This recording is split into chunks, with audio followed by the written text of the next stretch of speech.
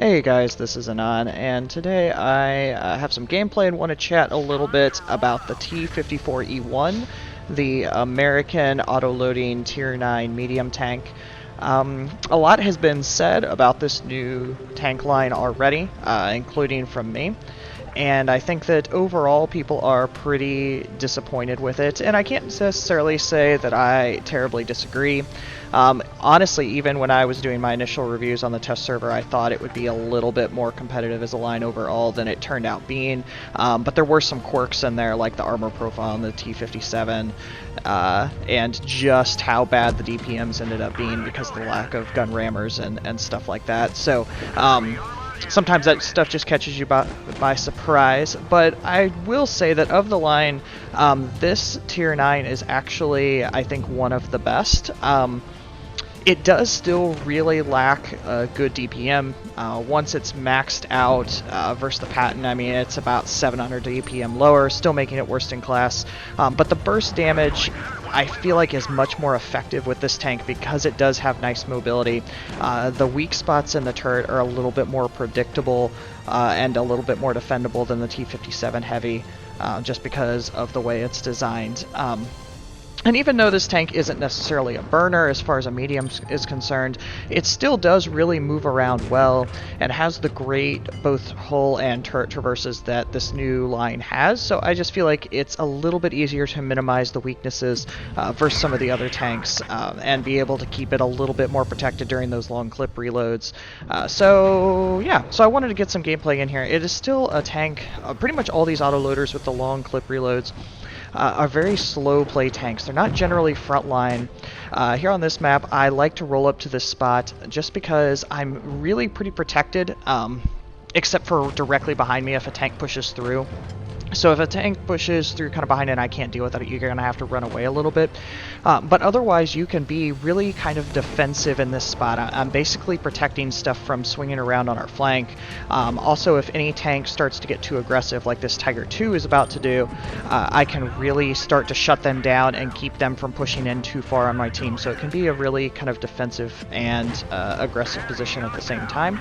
But again, you can see what I'm doing here is I'm just kind of poking out. I like to move around and even start to look at tanks while my clip is reloading, and that's partially because not everyone is going to be good about counting shots and knowing where I am on my clip reload. So if you're poking in and out, you tend to make tanks a little bit more nervous, and sometimes you get them to make mistakes, and so that's why I want to do that. So just typical gameplay with an autoloader here that I'm just poking out, trying to get all three of my shots in and then get into cover. The long American clips mean that you aren't necessarily resetting the entire clip quite as frequently. Some of the lower tier autoloaders with shorter reloads, I like to keep a full clip as long as I can, but not necessarily always works in this situation. So now I'm just kind of reading what's happening, and that all the rest of the tanks besides this KV-4 that are still alive were up in the caves, and so I didn't want him to be able to flank and get side shots as we're dealing with the end of this. Because my IS-6 is the only one left, and he has pretty low health, I'm trying to swing around to the flank.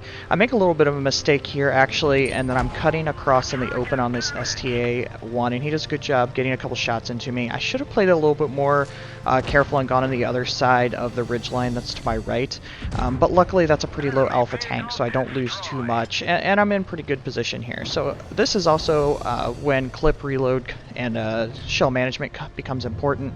I want to be able to take out that IS-8 and hopefully get one more shot into the STI. Just like that happens, now I know I've got basically an extra shell. Because of where that ST is at, he's going to be hard to kind of root out unless he charges me, and that's why I'm going to spend 30-40 seconds here just trying to bait him, or bait a shot, trying to kind of work him out a little bit, because he's in a very defensible position, and that's where that clip management was also really important. By getting that last shot in and then reloading, I know I can kill him in 2 shots, unless I terribly low roll, and it gives me 1 shot to essentially mess with, because the low penetration values on these autoloading tanks means that there's always a better chance of getting a bounce. So I'm relocating now, again, just trying to bait a little bit. Pretty much as I swing around here now, and I see that he's just kind of tracking me with his turret.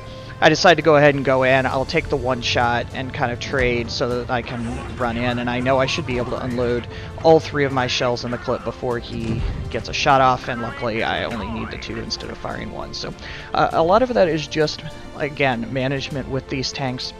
I think that's a lot of why these tanks aren't for everyone. They have to be played extremely patiently. But when they are, and you put yourself in good positions, you can have some good results like that, over 5,000 damage, and winning that 1v situation at the end, which is always nice. Okay, so I'm going to switch over and do one more battle. Platooned here with MG of Storm, who should feel a little bit bad for, because as soon as this battle starts, he gets a crazy ping spike, so he's not going to factor in too largely. He was just kind of trying to stay in the battle for a lot of it. So again, this is going to be a very, very slow play. I feel like but games where this tank is going to be its best are games that are really slow and long. If it's something that's extremely fast-paced with a lot of charging, it won't do well just because it needs time to reload its burst. So that's why you always kind of need an out and to keep some protection, I feel like, in these auto-loading tanks. So exactly what I wanted to happen. I get charged by a weak tank, so I'm able to get 2 quick shots on him. Now all of a sudden he's missing almost all of his health and should fall pretty quickly. So I go ahead and take this opportunity because that was so fast and he backed up to reload my clip. Just because I've got the nice ability to do it. And now a lot of the team is starting to pop up because that 54 makes a mistake and chases an RU into a whole bunch of fire, which, you know, you just can't really do, and that's going to cause problems. So luckily here I am, and I can see where pretty much all these tanks are. And here's one of the things that I really don't like about this tank, in that it doesn't have HE. I was staring right at the face of 2 Waffenträgers, and I don't have any HE to shoot into them, so I'm stuck doing my standard damage, which just, again, these tanks can't lose DPM in any way, and having that lack of HE is just one more way that it doesn't have as much competitive DPM as other tanks of its class, and just something you kind of have to overcome. So playing it slow because, again, clip is unloaded, want to stay safe. Nothing is worse than taking shots in this tank when you don't need to and while you're loading a clip. So I'm just going to kind of work my way forward and continue using this cover. Red team is really, really bunched up, and clearly we're going to lose another tank in the process because he ended up out there alone. This larva pops up, so we can go ahead and take a few shots into him. But again, I'm trying to stay safe. I'm going for the track shot there, actually, and miss it, which is unfortunate because that probably would have let us kill him. So now I'm going to roll back and again go ahead and reload that clip, because I kind of have a feeling that those tanks in town are going to start working their way out, and I want to be able to have a full clip for when that happens. I'm also getting some ping spikes here too. I don't know if you saw, I jumped up to 250 there for a while, and exactly what I thought is happening. They're starting to push their way out just as I get my clip reloaded, which is perfect timing. So again, I'm trying to get some shots in. Unfortunately whiff a little bit on that waffle, but I'm still ready for whichever other stuff pops out, which I just gauged that Centurion wrong, unfortunately, because I had the nice shot on it and not a very good roll, but we were still able to kill him. That's just, again, one of the downsides with the autoloaders. When you miss, it just means more, because it's going to take a lot longer to be able to do that same DPM. It's not consistent, steady DPM as standard tanks. So now's when this game is going to start to slow down quite a bit, because we had to get pretty defensive. We're down a tank, so you just kind of have to wait, and they also have some really, really big guns left. So going ahead and taking the easy shots on the waffle until he kind of backs up. But again, just trying to stay aware. I also kind of have the feeling and have to be aware of the larva that's still behind us, which is exactly where that shell comes from. That tank is so accurate that he is going to be really dangerous, because I'm pretty protected nestled in here, but he can bounce shots or get shots on the side of my turret if I'm not careful. But the tanks here on the right are much more dangerous, and there's a lot of them. The salt starts falling, which always happens when tanks YOLO into town and get themselves deleted. My teammate MG luckily has his ping come under control just for a few minutes. It's not going to last very long, but just enough to go ahead and go push that very dangerous back sniper. And that lets me kind of refocus and start to slow play. They essentially just keep popping up little bit by little bit, which is kind of what I want, especially with this tank. It plays into my hands a little bit because of that burst damage, and I can pop out and get 2 shots in while they're trying to aim, and then go ahead and reload, because now we're down by a tank again, even though we were able to get one. and just always have to, again, continue to be careful with it. It's just an interesting, I think, game style, and I think that's why a lot of people are not enjoying this line as much, because they just aren't used to it with Blitz. PC is a lot more used to it, but the difference is the DPM is a little bit more in line for those tanks, I feel like. So so they are a little bit challenging, and I do think that they're going to get some buff over time. They were overly cautious with this line. But this tank, like I said, that mobility really does make a difference. So I hang out there a little bit longer because I'm willing to trade that shot at this point. They're really low on health, and so hoping for a high roll there to actually be able to win that. But instead, get the low roll, but luckily don't take the shot, so now I can go ahead and reload a little bit. My teammate's doing a great job of spotting, since he can't really shoot really well. His ping's still up again, so he can't really do a lot of damage, but he can kind of keep and let me know where stuff's going.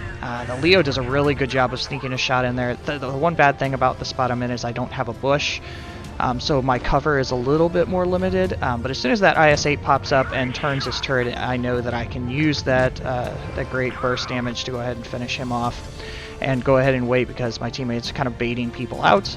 So 2 quick kills there with 1 clip, and that is where that stuff gets damaging. I'm just trying to let him know where these guys are at. My main concern is the Waffle. Technically, if I take a big shot from the Waffenträger and then a shot from the Leo, I could go ahead and get killed. But I'm trying to scoot through real quickly, which actually works out because he's relocating in the open, which is not necessarily a great move. And now I can go ahead and with 2 clips in, go ahead and chase down the last tank for the nice win. So again, I'm going to talk about slow playing pretty much constantly with this line. And the medium, I think, is no differently. To play this line successfully, you really need to take your time and be careful, have some good map awareness, but they can still be successful if you're playing them the right way before we see some buffs. So hopefully this helps a little bit, and you enjoyed a little bit low bar. These were some early games, but still some good examples. So take care, guys, have a good holiday, and we'll be back soon.